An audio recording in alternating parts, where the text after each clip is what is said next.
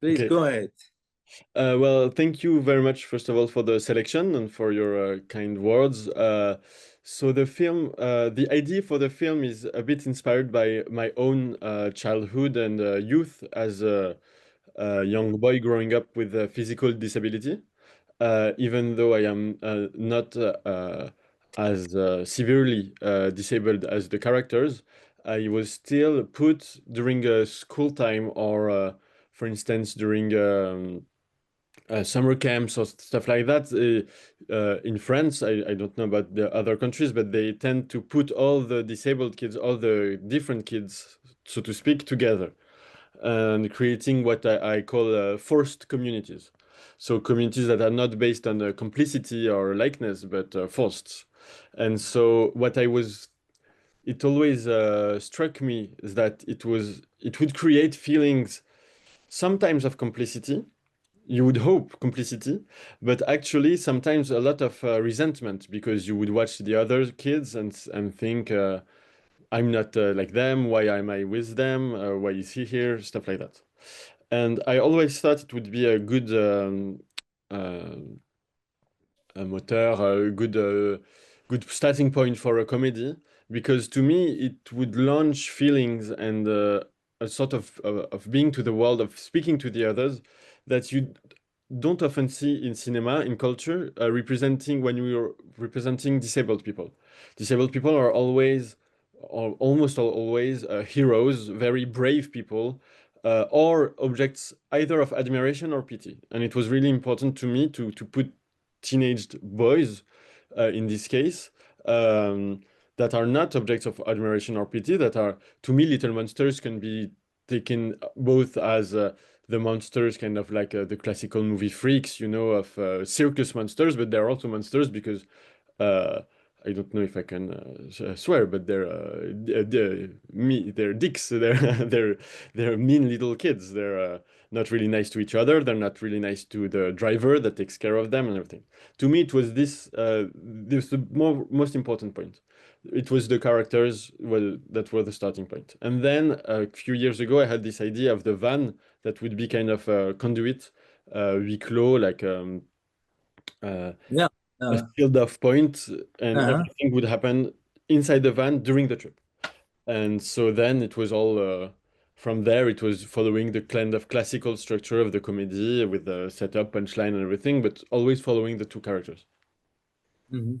Exactly. And you decided also to reveal them uh,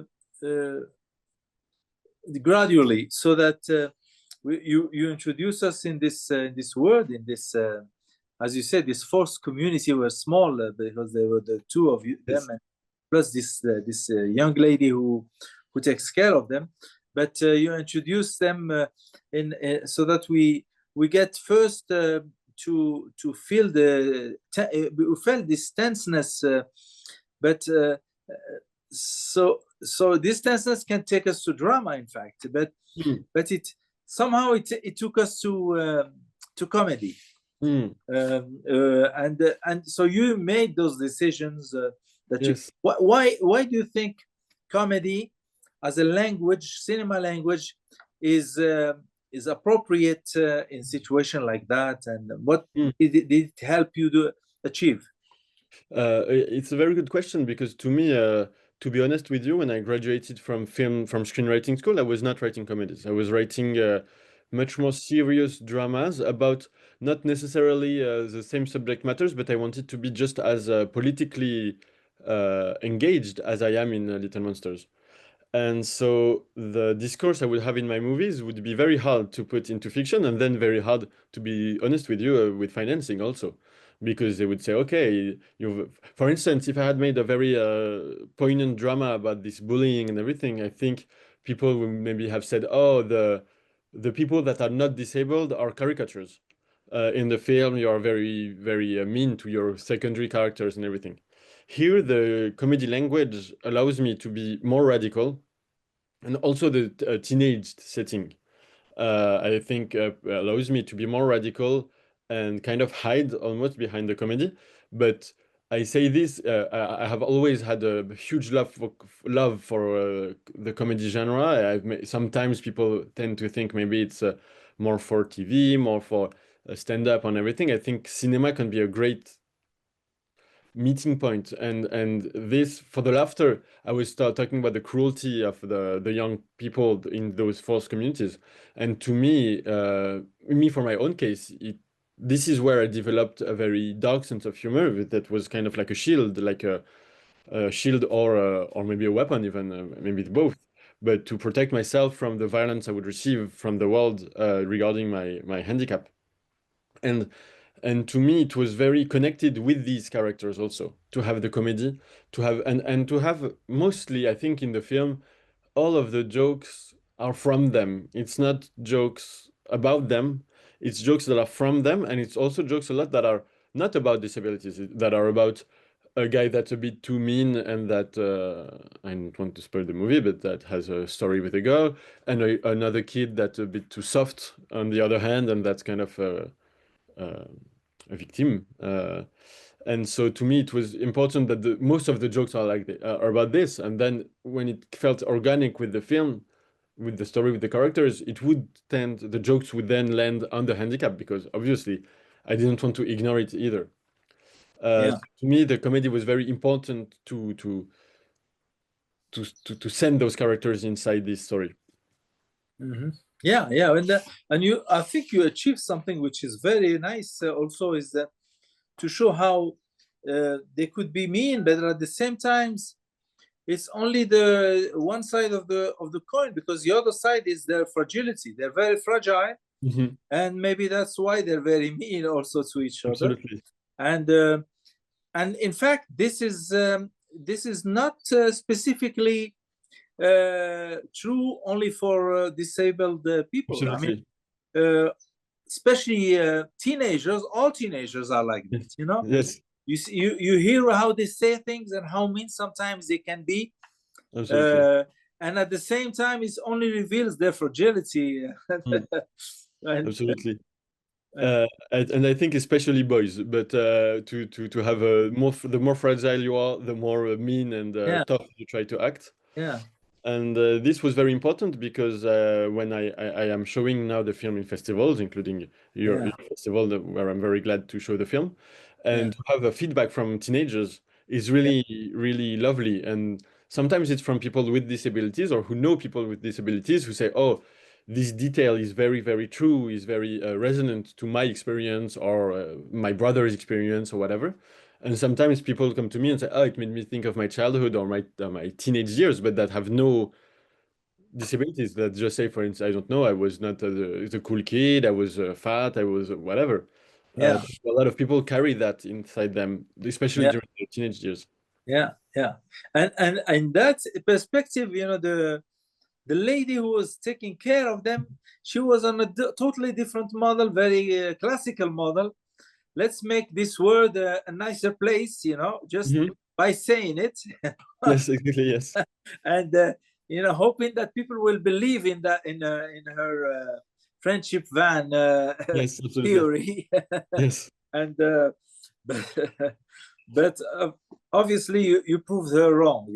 Yes. A little bit, even though, at the end, to me, at the end, the lesson they learn is to be friends with each other. So in a way, it Yeah, she did yeah, give them some kind of lesson, even though they learned it against her without yeah, but yeah, to me it was important also that it was a very kind woman, that it wasn't like a hard, like, prison guard almost. She's very, very kind, and I think she means well, yeah, but yeah, she's too. yeah.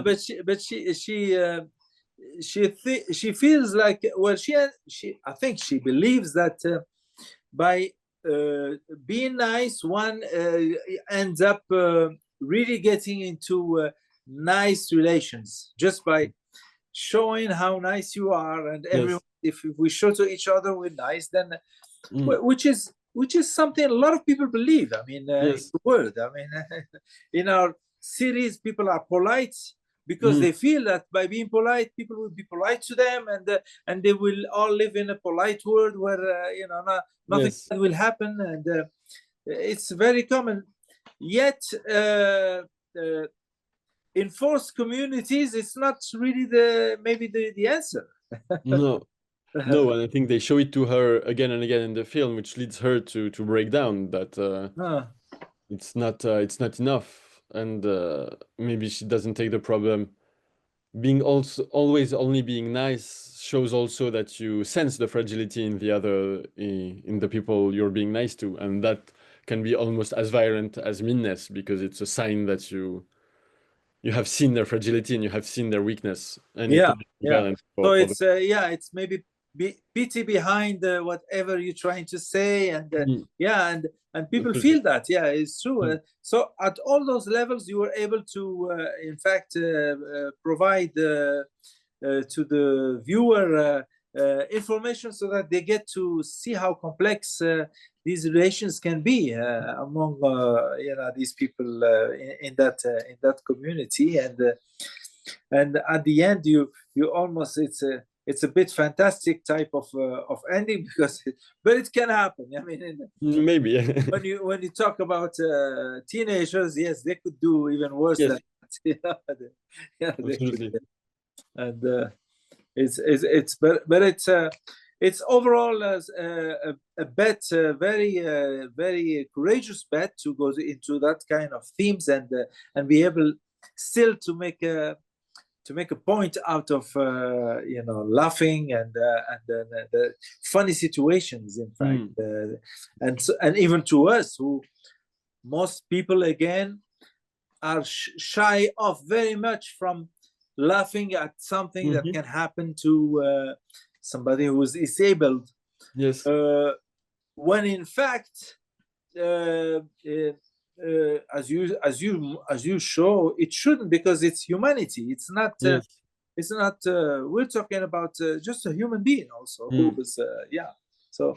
Yeah, and I feel I really like when I show the film, when we show the film in theaters, that we feel the film is quite short, is less than 15 minutes long, but Yeah. the laughter is kind of gets unstuck through the movie. So at first people are very wary, and then there are there are maybe one of two jokes in the first scene, two jokes in the second scene, and then by the end with in the coffee shop, and then the last fight, people are Yeah. really, when it works, people are really laughing much louder, and I feel Yeah. like in a very short time there is a they get less complex about Exactly. laughing.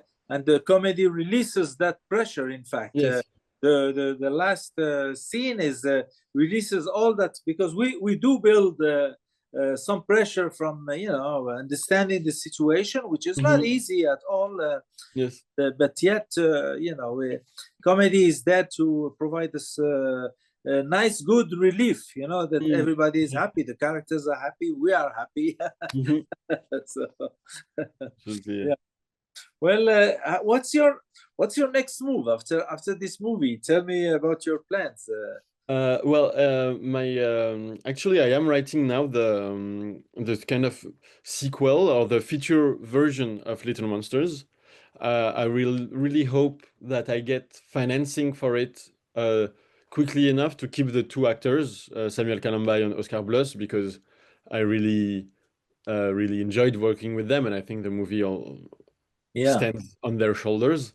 And so right now I had some financing. I am dealing with I'm negotiating with a production company to launch the writing of the feature, and I really hope to write it and shoot it in the next couple of years. The idea being that the characters are a bit older, but it will follow their runaway, their trip after they run away. After they run away. Okay. Yes. So that we yeah, that's interesting to so they go yeah, and you haven't written you have just an idea now. You haven't written I the. am writing it, so they would Yeah. go. The idea would be that they go join other teenagers that are not disabled for a party, and it will bring to the forefront the clashes. To me, it's like a almost in a like a Alice in Wonderland, but they go to Validland, maybe almost. They see all the weird reactions that people not disabled can have to them. So either admiration, pity, disgust, fetishization, objectification, or whatever. And so they will cross this little world. But all kind of like the short movie, I want to set it in a very tight time constraints to concentrate all of those tensions and clashes. The next will be a feature, you said, no? Yes, normally. Okay. So it's bigger project and yes, we hope more ambition, and well, that's you got a nice theme to work. Yeah, as a matter of fact, it could be a beautiful story if you tell it, you know, in a nice way. Then certainly we'll have a lot of success. Thank you. Very kind of at the end ends up a feel-good movie, you know, because it really tells us a lot of difficult things, but then at the end we end up accepting these and understanding how human these people are, and feeling good about you know, having known them in a way. Yeah, well, that's great. Don't forget Rabat-Comedy once absolutely the film is there to submit it, because we are also very much interested in following directors that invest in comedy. We feel that comedy is a genre that is a bit underrated, and it should and we should try to encourage you know, people who are gifted and talented in comedy to keep on expressing themselves through comedy in filmmaking, and it's everybody will gain from absolutely, with pleasure. Yes. Yeah. Well, thank you so much for being with us this morning. We will I hope and I hope your film will do well, and I wish you the best luck to your film in our festival and elsewhere. I'm sure it's gonna travel in many countries, and it's gonna be shown, and yes, a lot of people will enjoy it.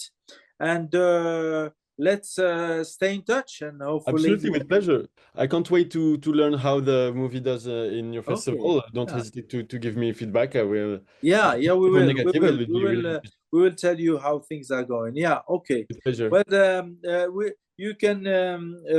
We will put this interview in the website and the social media, and keep you informed also of the what's coming in the coming days, etc. So yeah, thank you so much for being with us, and thank you very much. Good luck to you. Take care. Thank you very much. Thank you, Pablo. Have a nice festival. Bye. Hey, same to you. Thank you. Bye bye.